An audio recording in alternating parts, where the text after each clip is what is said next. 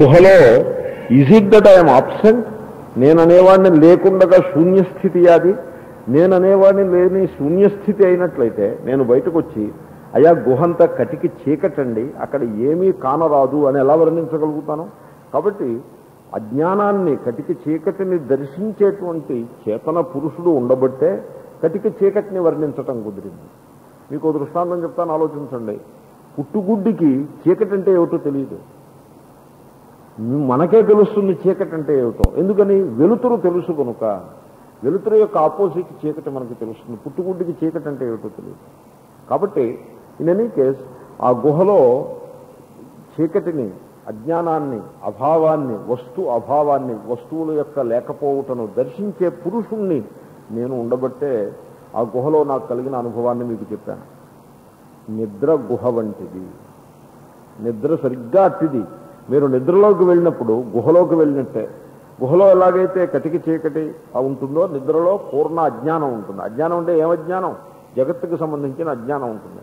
ఆఖరికి ఎంత అజ్ఞానము అంటే కటికి చీకటి, చీకటి వేరు కటికి చీకటి వేరు అన్నట్టుగా ఎంత అజ్ఞానం అంటే అహం ప్రత్యయము, నేను అనే ప్రత్యయము. ఎటువంటి నేను? దేశకాల పరిచ్ఛేదములు కలిగిన నేను. అటువంటి నేనే కదా మనకు అనుభవంలో ఉన్నటువంటి నేను.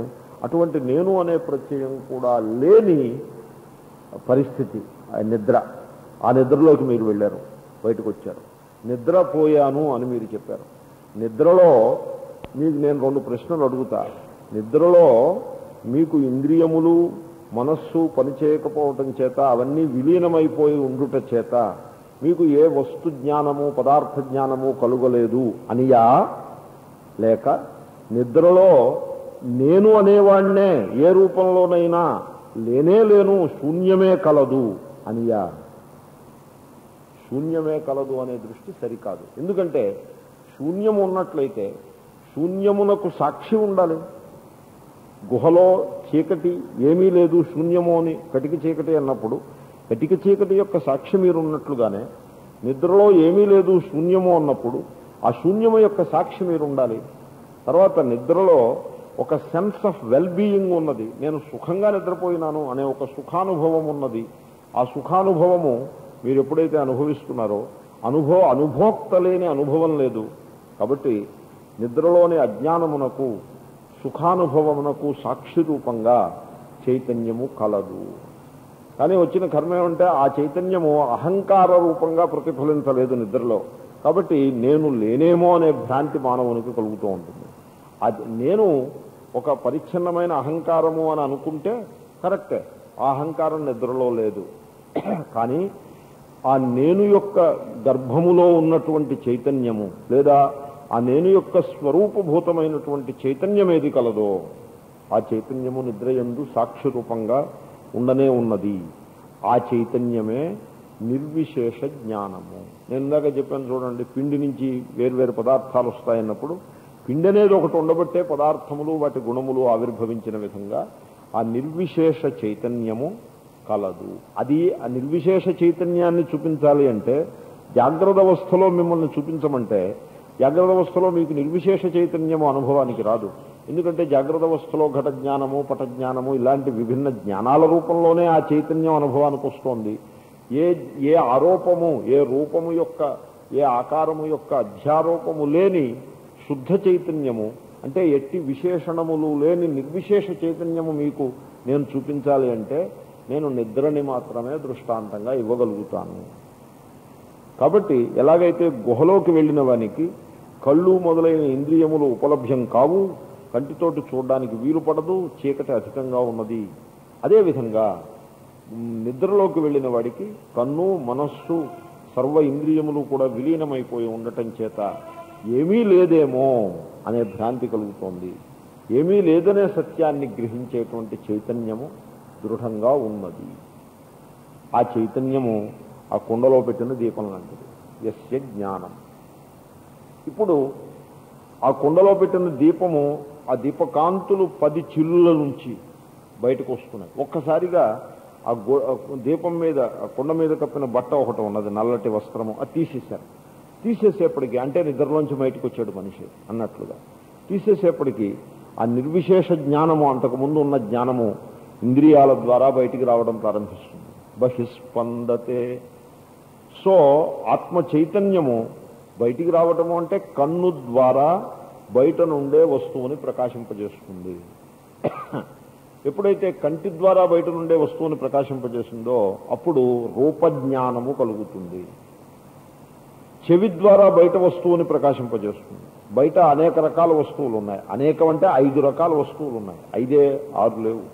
శబ్ద రూప రస స్పర్శ గంధములు ఈ 5 ఉన్నాయి బయట ప్రపంచంలో. 5 6ది లేదు. ఈ 5ంటిని తెలుసుకునేందుకు 5 ఇంద్రియాలు మనకున్నాయి. 6వ ఇంద్రియం లేదు. 6th సెన్స్ అని అంటారు. ఉరికే 6th సెన్స్ సినిమా మటుక్కే. మనోజ్ శ్యామలన్ అని ఒక ఆయన 6th సెన్స్ అనే సినిమా ఒకటి తీశాడు. దానికి ఆస్కార్ అవార్డు ఎక్స్పెక్ట్ చేస్తున్నారు. ఎనీవే అలాంటి సినిమా అయితే ఉంది, కానీ యథార్థంగా 6th సెన్స్ అనేది ఏమీ లేదు. సో ఈ 5 ఇంద్రియములు కూడా ప్రపంచంలో ఉండేటువంటి 5 అంశాలను ప్రకాశింపజేస్తాయి. మిఠాయికి రుచి ఉంది. రుచి ఉందని ఎలా ఎస్టాబ్లిష్ అయింది? ఆ రుచిని జిహ్వా అనే ఇంద్రియం ప్రకాశింపచేయబట్టి దానికి రుచి ఉన్నట్టు తెలియదు. శబ్దము భేరి మీద కొడితే శబ్దం వచ్చింది. చెమిటివాడికి ముందుకు వెళ్ళి శంఖం ఊదితే వాడు అంటాడు, శంఖాన్ని తినడానికి ఏమేం కుదరదది, నీ పళ్ళు చాలవు దాన్ని కొరకటానికి అని అంటాడు. అంటే వీడు పళ్ళు శంఖాన్ని కొరుకుతున్నాడా వీడు? కానీ మరి వాడికి వినపడలేదు శబ్దం. శబ్దాన్ని ప్రకాశింపజేసేటువంటి ఇంద్రియం వాడి దగ్గర లేదు, చెమిటి వాడి దగ్గర. కాబట్టి శ్రోత్రేంద్రియము శబ్దము అనేటువంటి ఒక పదార్థాన్ని, ఒక వస్తువుని, ఒక విషయాన్ని, విషయం అనండి, పదార్థము వస్తువు ఉండగానే విషయం అంటే సరిపడుతుంది, ఒక విషయాన్ని శ్రోత్రేంద్రియం ప్రకాశింపజేస్తోంది. జిహ్వ రసము అనే విషయాన్ని ప్రకాశింపజేస్తోంది. ఈ విధంగా 5 ఇంద్రియాలు 5 విషయాలను ప్రకాశింపజేస్తున్నాయి. అయిపోయిందంటే ఇంక జగత్తు లేదు, ఇంతటితోటి సరి. ఈ మోడల్లో మొత్తం జగత్తంతా కవర్ అయిపోయింది. వేదాంతుల మోడల్లో ఇంకేం మిగలదు.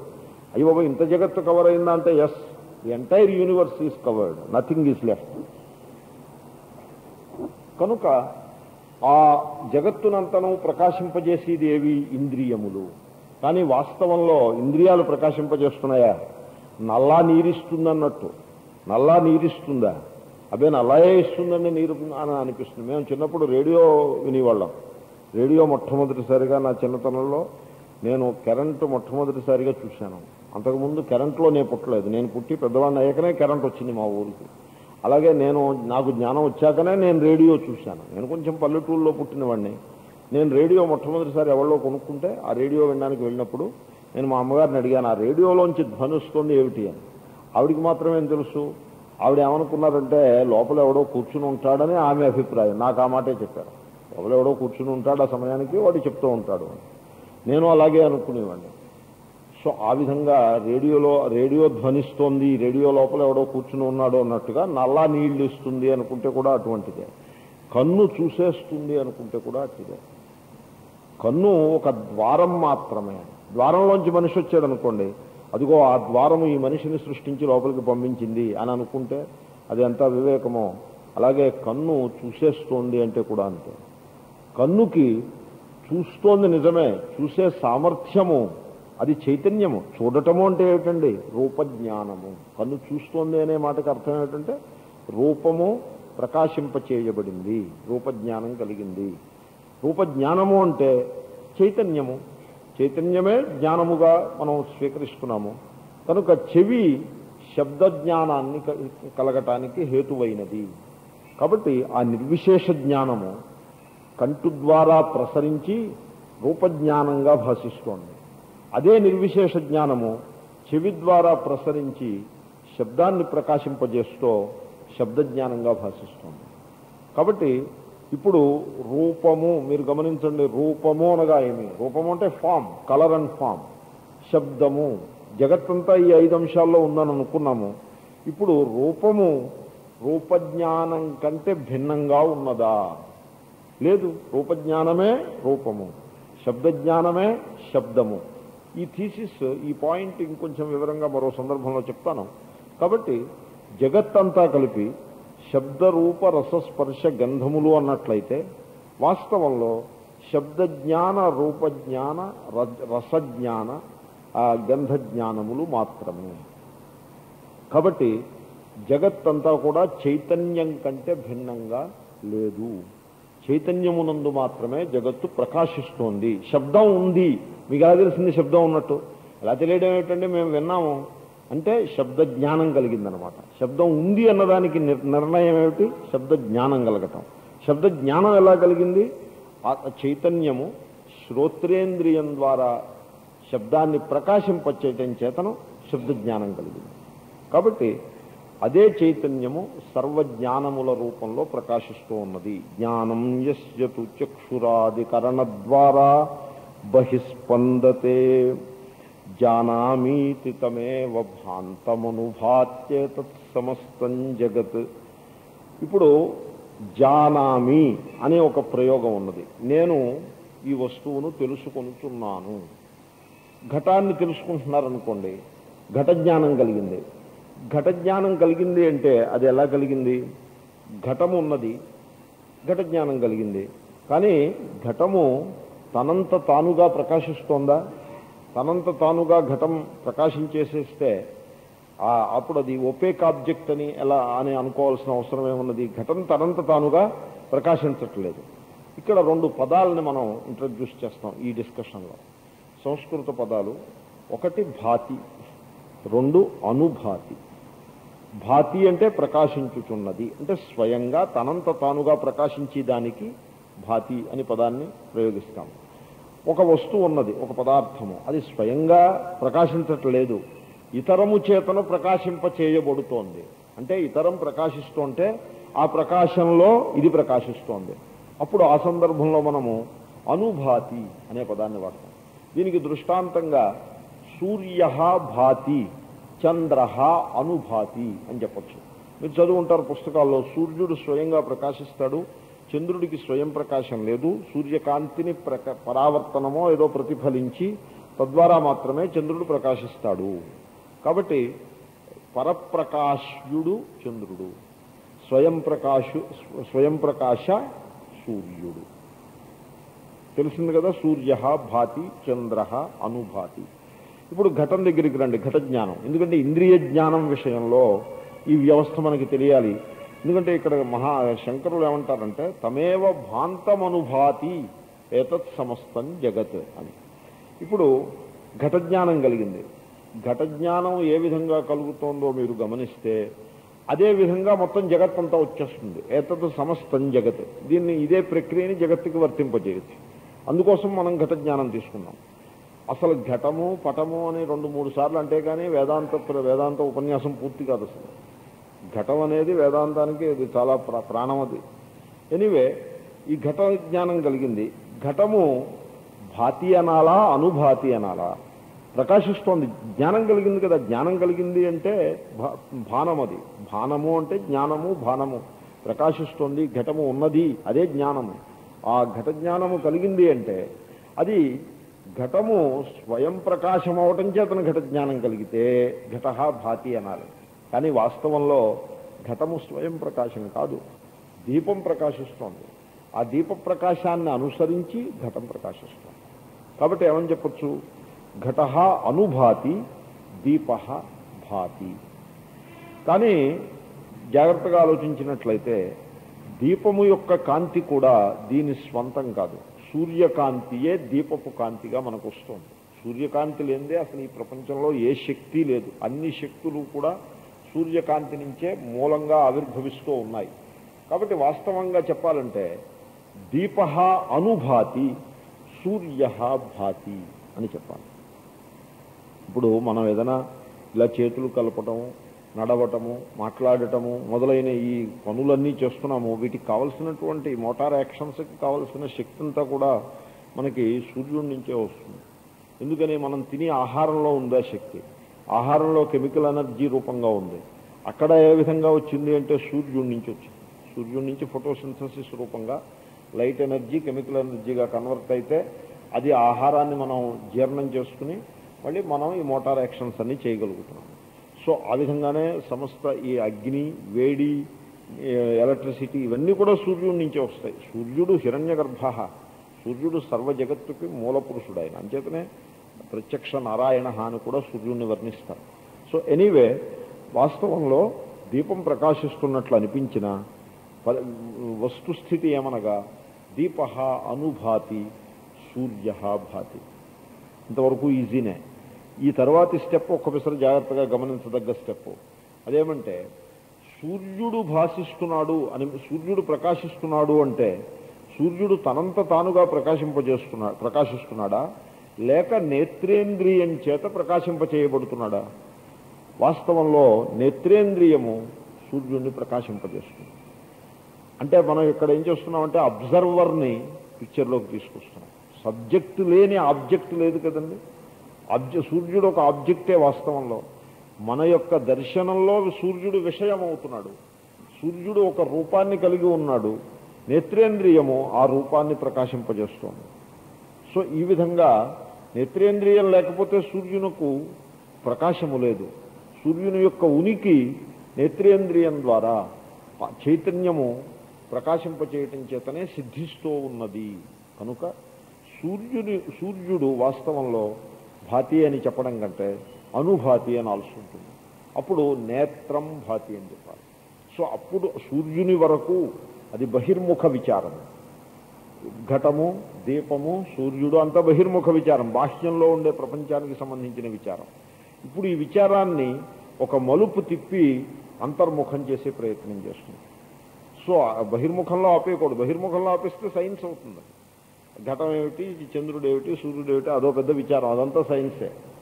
కానీ మనము సబ్జెక్ట్ని అంటే అబ్జర్వర్, ఈ దర్శించేటువంటి పురుషుణ్ణి పిక్చర్లోకి తీసుకొచ్చినట్లయితే నేత్రేంద్రియాన్ని ద్వారా మాత్రమే సూర్యుడు ప్రకాశింపజేయబడుతున్నాడు.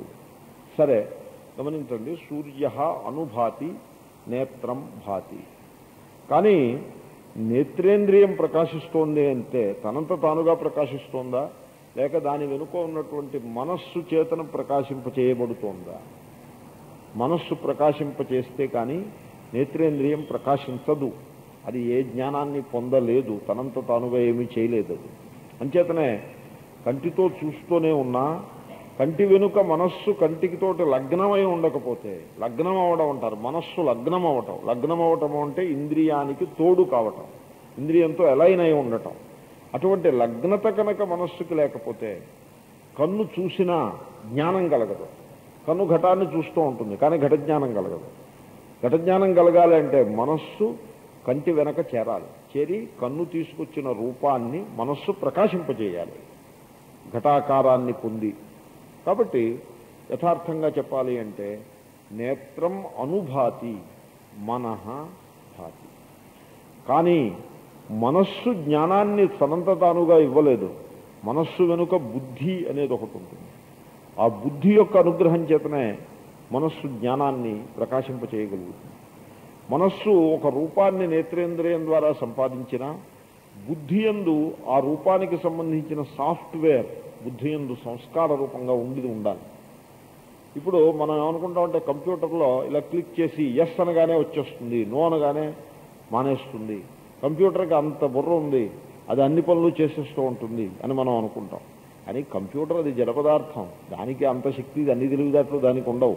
కంప్యూటర్ అప్పుడప్పుడు ఏమైనా వస్తుందంటే నువ్వు ఇచ్చిన కమాండ్స్ తప్పుగా ఉన్నాయి, ఏం బుద్ధి లేదా ఇలాంటి కమాండ్స్ ఇస్తావు, సరైన కమాండ్స్ అని అని స్క్రీన్ మీద చూపిస్తుంది. అమ్మో ఇదేమిటి, దీనికి ఇన్ని తెలివితేటలు ఎక్కడి నుంచి వచ్చాయి, ఇలా కూకలు వేసేస్తోంది ఇది మనని అని మనకు అనిపిస్తుంది. నిజమే, కానీ అదంతా దాంట్లో సాఫ్ట్వేర్ రూపంలో ఉంది. అది కంప్యూటర్ తనంత తానుగా కూకలేయడం కాదు. అది ఆ సాఫ్ట్వేర్ ఇంట్రడ్యూస్ చేసేప్పుడు ఆ ప్రోగ్రామ్ రాసి వాళ్ళు దాన్ని రాసి ఆ రకంగా ఇంట్రడ్యూస్ చేశారు. కాబట్టి ఘట జ్ఞానం కలిగింది అంటే కన్ను మనస్సు కలిసి ఘట జ్ఞానం కలిగిపోవడం కాదు. ఘటము అనే సంస్కారము బుద్ధి యందు ఉంది. సపోజ్ టార్జాన్ లాగా అడవిలో పుట్టి అడవిలో పెరిగాడు అనుకోండి, ఒకడికి భాష కూడా రాదనుకోండి, వాడికి ఘటం చూపిస్తే ఘట జ్ఞానం కలుగుతుందా? వాడికి ఘటం చూపిస్తే వాడు ఏమిటో అనుకుంటాడు, దాన్ని అదేదో పండు అనుకుంటాడు, ఘట జ్ఞానం కలగదు. ఎందుకని? వాడికి ఘట సంస్కారం లేదు. ఘట జ్ఞానం ఎందుకు కలిగింది? ఘట సంస్కారం ఉండబట్టే. ఇప్పుడు డాక్టర్ దగ్గరికి వెళ్ళాం మనం, డాక్టర్ రోగాన్ని నిదానం చేసి ఇది ఫలానా రోగము అని చెప్పాడు.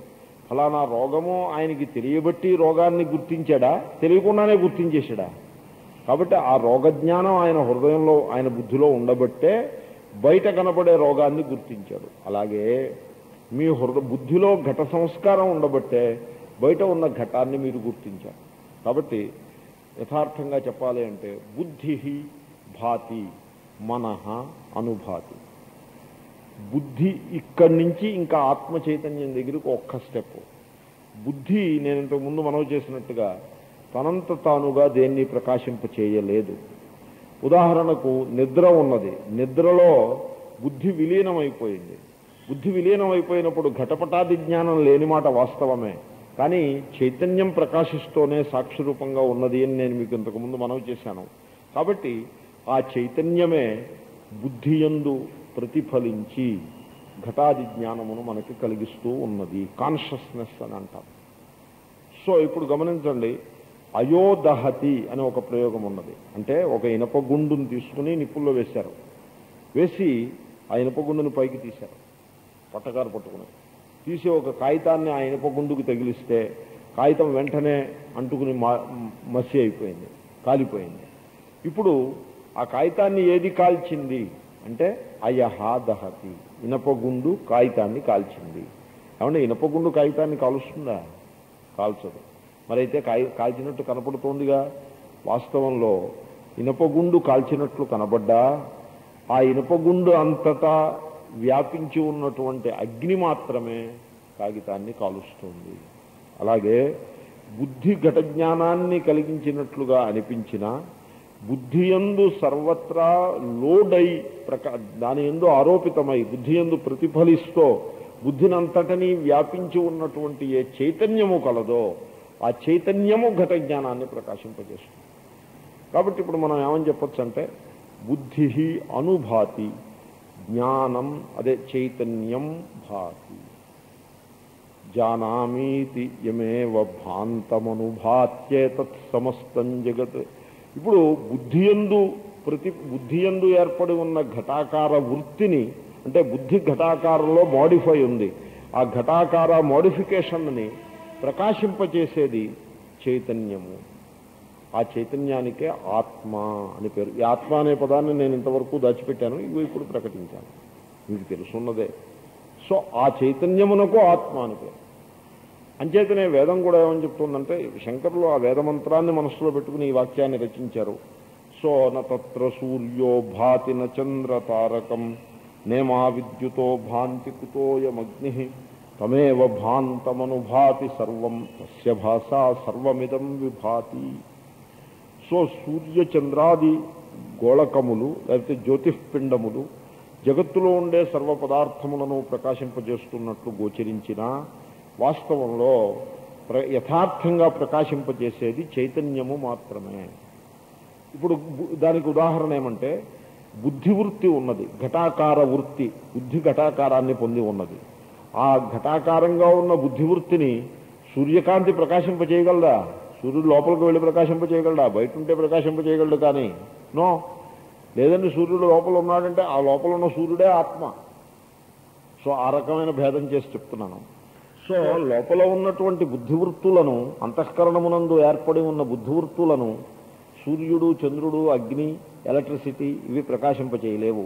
ఆ బుద్ధివృత్తులను ప్రకాశింపచేసి వాటి ద్వారా ఇంద్రియములను, ఆ ఇంద్రియముల ద్వారా సమస్త జగత్తును, ఇప్పుడు మనం ఇచ్చిన రూట్ ఉంది కదా, ప్రకాశింపజేసేటువంటిది ఆత్మ చైతన్యము ఒక్కటి మాత్రమే.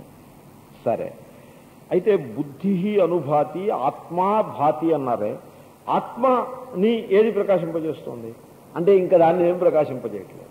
ఇది ఎలాగంటే ఈ ఘటం ప్రకాశిస్తోంది, ఈ తనంత తాను ప్రకాశిస్తోందా? లేదు. మరి దీన్ని ఏది ప్రకాశింపజేస్తోంది? చుట్టూ ఉన్న వెలుతురు. ఈ చుట్టూ ఉన్న వెలుతురుని ఏది ప్రకాశింపజేస్తోంది? దీపకాంతి. దీపాన్ని ఏది ప్రకాశింపజేస్తోంది? ఇంక దీపాన్ని వేరే ఏది ప్రకాశింపజేయనక్కర్లేదు. ఎందుకంటే దీపం అనే దానికే డెఫినేషను. తనని తాను ప్రకాశింపజేసుకుంటుంది, తన చుట్టూ ఉన్న సర్వాన్ని ప్రకాశింపజేస్తుంది, అదే దీపం. లేకపోతే ఆ దీపాన్ని చూడడానికి ఇంకో దీపం పట్టుకెళ్ళాలా? ఆఖరికి మినుగురు పురుగును చూడడానికి కూడా మీరు బ్యాటరీ లైట్ వేయక్కర్లేదు. మినుగురు పురుగు తనంత తానుగానే ప్రకాశిస్తుంది, ఎందుకంటే అది దీపం అది. సో ఆ విధంగానే ఆత్మ చైతన్యము తనకంటే భిన్నమైనటువంటి బుద్ధి, మనస్సు, ఇంద్రియములు, జగత్తు సర్వమును ప్రకాశింపజేస్తూ తనంత తానుగా ప్రకాశిస్తుంది. ఎందుకని? అది చైతన్యం గనక. చైతన్యాన్ని ప్రకాశింపచేయడానికి మరో చైతన్యం అక్కర్లేదు, దీపాన్ని ప్రకాశింపచేయడానికి మరో దీపం అక్కర్లేదు. ఆ విధంగా స్వయం ప్రకాశమైనటువంటి ఏ ఆత్మ చైతన్యము ఈ బుద్ధీంద్రియ సంఘాతమునందు కలదో ఆ ఆత్మ చైతన్యము ఆ పరమేశ్వరుడే. తస్మై శ్రీ గురుమూర్తయే నమ ఇదం శ్రీ దక్షిణామూర్తయే. కాబట్టి ఈశ్వరునికి డెఫినేషన్ చెప్పమన్నారు. పరమేశ్వరుడికి డెఫినేషన్ ఏమిటో చెప్పమంటే కేనోపనిషత్తులో చక్షుష చాలా పరిపూర్ణమైన డెఫినేషన్ ఇచ్చారు. అంతకంటే గొప్ప డెఫినేషను ఈశ్వరునికి ఇంక వేరే మీకు కానరాదు. ఏమిటంటే అది చక్షుషశ్చక్షు శ్రోత్రస్య శ్రోత్రం మనసో మనః. ఈశ్వరుడనగా నీ కన్ను యొక్క కన్ను. కన్ను యొక్క కన్ను అంటే కంటికి ఏ చూసే సామర్థ్యము కలదో ఆ సామర్థ్యాన్ని ఇచ్చినటువంటి చైతన్యము. చెవికి చెవి అంటే చెవికి వినే సామర్థ్యాన్ని ఇచ్చి శబ్దాన్ని ప్రకాశింపజేసేటువంటి, చెవి ద్వారా శబ్దాన్ని ప్రకాశింపజేసే చైతన్యము. మనసో మనః సర్వ మనోవృత్తులని ప్రకాశింపజేసేటువంటి చైతన్యము. ఈ చైతన్యమే ఈశ్వరుడు. నిన్న సాయంకాలం మనవి చేశాను నేను. ఈ సంఘాతం అంటే అసెంబ్లీ. కారు ఉందండి, కారులో ఎన్ని తత్వాలు ఉంటాయి? ఒకటి కారు, రెండు కారు యజమాని, రెండే తత్వాలు. యజమాని డ్రైవ్ చేసుకుంటున్నాడు అనుకోండి, రెండే ఉన్నాయి కారులో. కారు యజమాని తప్ప ఇంకొకటి లేదు. అలా కాకుండా ఆ కారు యజమాని వచ్చి సీట్లో కూర్చున్నాడు కదా, ఇప్పుడు ఆ సీట్ ఏమంటోందంటే నేను ఇటు కారుకి సంబంధించిన వాడిని దాన్ని, ఇటు యజమానితో కూడా బాగా కలిసి ఉన్నాను కనుక ఈ సీటు నేను ఒక సెపరేట్ తత్వాన్ని అని అందనుకోండి. అది ఎంత విడ్డూరంగా ఉంటుంది. ఆ సీటు కారు కంటే భిన్నంగానూ లేదు, యజమానితో కలిసి ఉన్నా యజమాని కంటే భిన్నంగా దానికి ఉనికి లేదు. ఏదో దృష్టాంతం ఇవ్వాలి కాబట్టి ఇచ్చాను. అదేవిధంగా ఇక్కడ కూడా రెండే తత్వాలు ఉన్నాయి. ఏమిటా రెండును? దేహేంద్రియ మనస్సంఘాతము, పాంచభౌతిక సముదాయము. తత్సృష్ట్వా తదేవానుప్రావిశత్, అది ఒక సముదాయము. ఇది పంచభూతములు బాహ్య జగత్తులో ఎలా అయితే ఉన్నాయో అవే పంచభూతాలు ఈ దేహమునందు ఉన్నాయి. కాబట్టి bodies and bodies, my body. Like houses and houses, my house అన్నట్టుగా అనేక బాడీస్, అనేక పంచభూతాలు ఉన్నాయి, మై బాడీ. సో మొత్తానికి ఈ దేహము ఒకటి ఉన్నది. ఇది ఒక తత్వం. దీని యొక్క వాస్తవికత ఎంత తర్వాత చూద్దాం. ఇది ఒకటి ఉన్నది, ఖాయంగా ఉన్నది. రెండవది చైతన్యము ఉన్నది. ఏమిటి? నేత్రేంద్రియం ద్వారా ఘటన లోపల పెట్టిన దీపకాంతులు ఘట ఛిద్రాల గుండా ప్రకాశించినట్టుగా ఈ దృష్టాంతంలో చెప్పిన, శ్లోకంలో చెప్పిన విధంగా లోపల దీపం ఒకటి వెలుగుతూ ఉన్నది, జ్యోతి ఒకటి వెలుగుతూ ఉన్నది. దాన్నే ఆత్మజ్యోతి అంటారు. జ్యోతి అని వేదాంతంలో ఓ మంత్రం చెప్పగానే కొందరు వచ్చి కళ్ళు మూసుకో అక్కడ జ్యోతి వెలుగుతోందో చూడు అని అప్పుడే ఓ meditation. It's okay, meditation wise is all right. But ఆత్మజ్యోతి అంటే తాత్పర్యం కళ్ళు మూసుకుని అలాగా ఇలా దీపశిఖలు వస్తున్నట్టుగా చూడమని కాదు. అది కాగ్నిటివ్గా తెలుసుకుని అర్థం చేసుకుని ఆత్మరూపుడువై ఆత్మనిష్ఠుడువై ఉండమని, జ్ఞానానికి సంబంధించిన మాటది. సో ఆత్మజ్యోతి అంటే జ్ఞానము చైతన్యము ఉన్నది ఆత్మజ్యోతి. ఈ ఆత్మజ్యోతి లోపల ఉండబట్టే నేత్రేంద్రియం చూడగలుగుతోంది, చెవి వినగలుగుతోంది, చర్మానికి స్పర్శ జ్ఞానం కలుగుతోంది, సర్వ ఇంద్రియములు కూడా తమ తమ కార్యాలను నిర్వర్తించగలుగుతున్నాయి. రెండే, ఒకటి జ్యోతి ప్రకాశము చైతన్యము జ్ఞానము, రెండోది సంఘాతం. ఈ రెండే ఉన్నాయి. ఈ రెండింటిలో ఈ సంఘాతాన్ని నిర్మించినటువంటి పరమేశ్వరుడు నిర్మాత, సర్వజగత్ సృష్టికర్త. రెండవది స్వయం ప్రకాశ స్వరూపుడైన పరమేశ్వరుడు. రెండే ఉన్నాయి. మరి నా మాట ఏమిటి? నేను ఒకడు ఉన్నాను కదా, నా గతి ఏమిటి? నువ్వు అయితే ఈ సంఘాతంలో కలుస్తావు, లేకపోతే ఈశ్వరుల్లో కలుస్తావు. సంఘాతంలో కలుస్తావని చెప్పడానికి వీల్లేదు. ఎందుకంటే నేను అనే ఒక చైతన్య జ్ఞానాంశం, జ్ఞానము ఉన్నది కనుక. సంఘాతం జడం. ఈశ్వరుల్లో కలిసిపోతామని చెప్పడానికి వీల్లేదు. ఎందుకంటే నేను అనేటువంటి ఒక పరిచ్ఛేదాన్ని, ఒక లిమిటెడ్ బీయింగ్, ఒక పరిచ్ఛిన్న వ్యక్తిగా నిన్ను నీవు ప్రకటించి ఉంటున్నావు కనుక. కాబట్టి ఈ నేను అన్నది జీవస్వరూపము.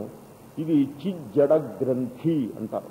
ఇది సంఘాతము, జడాత్మకమైన సంఘాతానికి ఆత్మజ్యోతికి మధ్య వేసినటువంటి ఒక నాట్, ఒక ముడి మాత్రమే, అజ్ఞాన గ్రంథి. జ్ఞానం చేతన ఆ గ్రంథి విడిపోయిన వెంటనే నేను అనేటువంటి వ్యక్తిత్వము వెళ్ళి ఈశ్వరునిలో విలీనమవుతుంది. విలీనమైతే మిగిలేది ఆత్మస్వరూపము, పరమేశ్వర తత్వము మాత్రమే. అదియే దక్షిణామూర్తి, అదియే సర్వవ్యాపకమైనటువంటి పరమేశ్వరుడు. ఆ పరమేశ్వరునికి నమస్కారం. ఓం పూర్ణమదః పూర్ణమిదం పూర్ణాత్ పూర్ణముదచ్యతే పూర్ణస్య పూర్ణమాదాయ పూర్ణమేవావశిష్యతే. ఓం శాంతి శాంతి శాంతి. హరి ఓం శ్రీ గురుభ్యో నమః. హరి ఓం తత్సత్. శ్రీకృష్ణార్పణమస్తు. గణానాన్వా గణపతిగుం హవామహే కవిం కవీనాముపమశ్రవస్తమం జ్యేష్ఠరాజం బ్రహ్మణాం బ్రహ్మణస్పత ఆనశృణ్వన్మూతిభిः సేదసాదనం. శ్రీమహాగణాధిపతయే నమః. శృతిస్మృతిపురాణానామాలయం కరుణాలయం నమామి భగవత్పాదశంకరం లోకశంకరం. సదాశివసమారంభాం శంకరాచార్యమధ్యమాం అస్మదాచార్యపర్యంతాం వందే గురుపరంపరాం. 5వ శ్లోకం అందాము. దేహం ప్రాణమపి ఇంద్రియాణ్యపి చలాం బుద్ధిం చ శూన్యం విదుః స్త్రీబాలాంధజడోపమాః త్వహమితి భ్రాంతాః భృశం వాదినః మాయాశక్తి విలాస కల్పిత మహావ్యామోహ సంహారిణే. తస్మై శ్రీ గురుమూర్తయే నమ. ఇదం